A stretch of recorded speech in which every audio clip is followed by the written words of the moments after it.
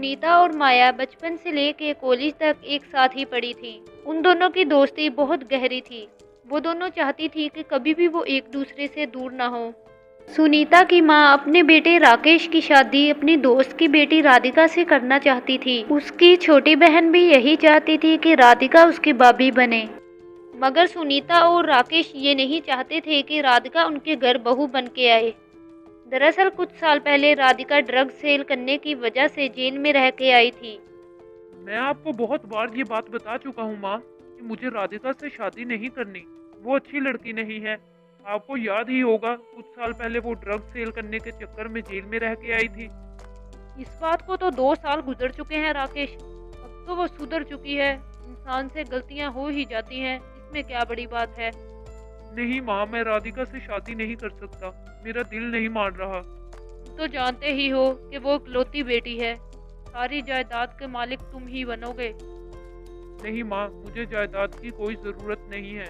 मुझे बस कोई अच्छी लड़की से शादी करनी है, जो चाहे गरीब हो मगर हो अच्छी। एक बार तुम उससे मिलो तो सही, या फिर मैं उसे घर बुला लेती हूँ। नहीं माँ, इसकी कोई ज़रूरत नहीं है। जब मुझे उससे शादी ही नहीं करनी, फिर आगे बात बढ़ाने का क्या फ़ायदा। शादी तो तुम्हें उसी से करनी होगी राकेश। ये मेरा आखिरी फैसला है और तुम इस बात को पल्ले से बांध के रख लो। भैया, वो मुझे आपसे कहना था कि आप राधिका से शादी कभी भी ना करना। वैसे भी मैंने नोट किया है कि वो दूसरों को अपने इशारों पे नचाने वाली है। अगर वो इस घर में आ गई फिर तो सबको अपने इशारों पे नचाएगी। मैंने तो माँ को बता दिया है सुनीता कि मैं उससे शादी नहीं करूँगा, लेकिन माँ समझ ही नहीं रही। मेरी एक दोस्त है माया, वो बहुत अच्छी लड़की है, बहुत साफ दिल की है और सबका ख्याल रखने वाली है। आप ऐसा करें कि उससे शादी कर लें, वो मेरी भाभी बन जाएगी। और वैसे भी कॉलेज में हमारा लास्ट ईयर है। मैं नहीं चाहती कि हम दोनों एक दूसरे से कभी दूर हों। हमें पता तो है सुनीता कि माँ मुझे कहीं और शादी नहीं करने देंगी। तुम उनसे बात कर लो, शायद वो मान जाएं। नहीं, मैं जानती हूँ माँ तो राधिका को अपनी बहू बनाने के अलावा किसी और को कबूल नहीं कर सकती। आप कोर्ट मैरिज क्यों नहीं कर लेते भैया? ना, आप तो जानते ही हैं कि माँ राधिका को अपनी बहू बनाने के लिए कितनी सीरियस है। राकेश कुछ दिन सुनीता के दिए हुए कोर्ट मैरिज के मशवरे के बारे में सोचता है। उसे सुनीता का दिया हुआ मशवरा अच्छा लगता है। सुनीता बिल्कुल ठीक कह रही है। अगर मैंने कहीं और शादी नहीं की तो यकीनन माँ ने मेरी राधिका से शादी करवा देनी है। वो तो अपनी बात पे डट के बैठी हुई हैं, कभी भी नहीं मानेगी कि किसी और से शादी कर लूँ। मुझे माया से कोर्ट मैरिज कर लेनी चाहिए, यही सबसे बेहतर है। राकेश और माया कोर्ट मैरिज कर लेते हैं। राकेश ने माया को पहली बार देखा था। उसने जैसा सोचा था माया वैसी बिल्कुल भी नहीं थी। वो माया को देख के सोचता है, अरे ये क्या, सुनीता ने तो मुझे कभी नहीं बताया था कि माया का रंग इतना काला है। मुझे तो लग रहा था कि ये दिखने में राधिका जैसी ही होगी, जो सुनीता इसकी इतनी तारीफें कर रही थी। माँ तो पहले ही राधिका के अलावा किसी और लड़की को अपनी बहू बनाने पे राजी नहीं थी। जब उनको पता चलेगा कि ये उनकी बहू है, फिर तो वो मुझे बहुत बातें सुनाएंगी। लेकिन क्या करूं, इसके अलावा तो मेरे पास कोई और रास्ता भी नहीं था। राकेश के जहन में माया को लेके बहुत कुछ चल रहा था, लेकिन फिर भी वो माया से शादी कर लेता है। राकेश और माया दोनों घर चले जाते हैं।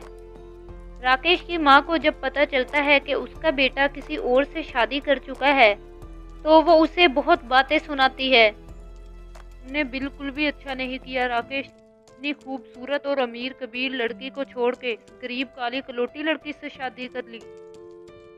आखिर तुम्हें इसमें क्या नजर आ गया जो राधिका में नहीं था? अरे भैया, ये आपने क्या किया? हमारे लिए इतनी काली कलोटी भाभी ले आए। मेरी दोस्तें तो मेरे साथ घर भी आ जाती हैं। अगर वो कहेंगी कि अपनी भाभी दिखाओ तो मैं इन्हें दिखाऊंगी। मेरी क्या इज्जत रह जाएगी।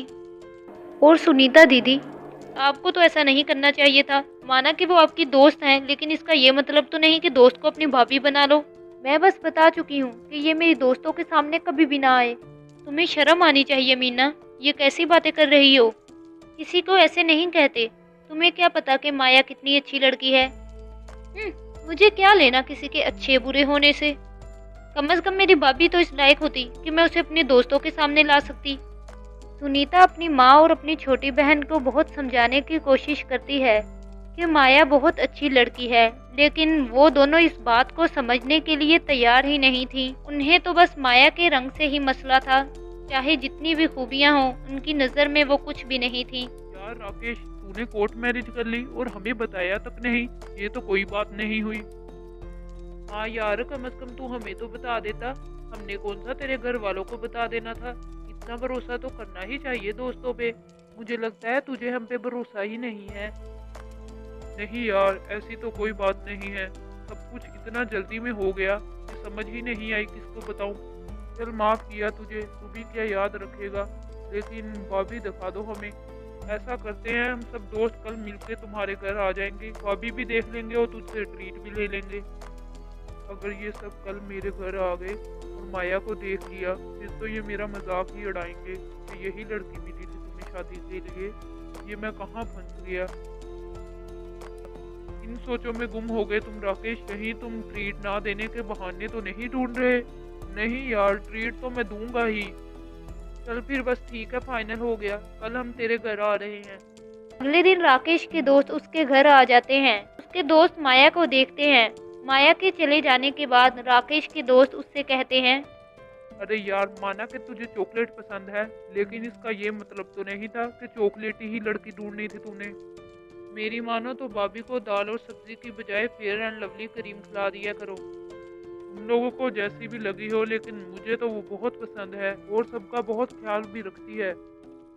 राकेश के दोस्त माया का मजाक बना रहे थे। माया इन सब बातों को सुन के बहुत दुखी हो जाती है। माया, क्यों ना आज हम शॉपिंग पे चले? तुम्हारी नई नई शादी हुई है, कोई अच्छी अच्छी साड़ियाँ खरीद के लाते हैं। नहीं सुनीता, क्या फ़ायदा अच्छी अच्छी साड़ियाँ खरीदने का जब मुझ पे तो कोई सूट ही नहीं करेगी। तुम ऐसा क्यों सोच रही हो माया? बहुत प्यारी हो तुम, इतने प्यारे नैन नक्शे तुम्हारे। प्लीज़ ऐसा ना सोचो, तुम पे तो हर चीज़ सूट करती है। ये तो बस तुम्हें ही लगता है कि मैं प्यारी हूँ और किसी को तो मैं अच्छी नहीं लगती। किसी ने इस बारे में तुमसे कुछ कहा है माया? कल मेरी चचेरी बहन यहाँ आ रही है, कह रही थी कि तुमसे भी मिल लूंगी और तुम्हारी बहू भी देख लूंगी। तो तुम ऐसा करो, आज पार्लर में से हो आओ, कम से कम तुम्हारा रंग तो कुछ नजर आएगा। माँ प्लीज, आप हर वक्त माया के रंग के पीछे ना पड़ी रहा करें। पता नहीं आप ऐसा क्यों कर रही हैं। हाँ, तो इसमें मैंने गलत क्या कहा है? जो है सामने नजर तो आ रहा है। माँ जी, एक बार मैंने पार्लर से स्किन पॉलिश करवाई थी, तब मेरे फेस पे एलर्जी हो गई थी। उसके बाद मैंने कभी ये ट्रीटमेंट नहीं करवाए। ये सब चीज़ें मेरी स्किन पे सूट नहीं करती। हाँ, ये सब तो मुझे भी नज़र आ रहा है कि तुम पे कुछ भी सूट नहीं करता। तुम ऐसा करना कि अच्छा सा मेकअप कर लेना और ब्लैक कलर की साड़ी पहन लेना। गुलाबी, लाल, पीले, नीले ये तुम पे बिल्कुल सूट नहीं करते। कहीं और कोई रंग की साड़ी ना पहन लेना। ठीक है माँ जी, मेरे पास काले रंग की साड़ी पड़ी हुई है, वो पहन लूँगी मैं।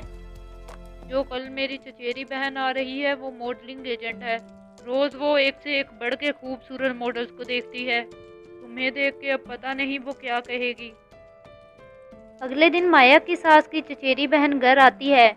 माया उससे मिलने जाती है। जब वो माया को देखती है तो उसे माया बहुत प्यारी लगती है।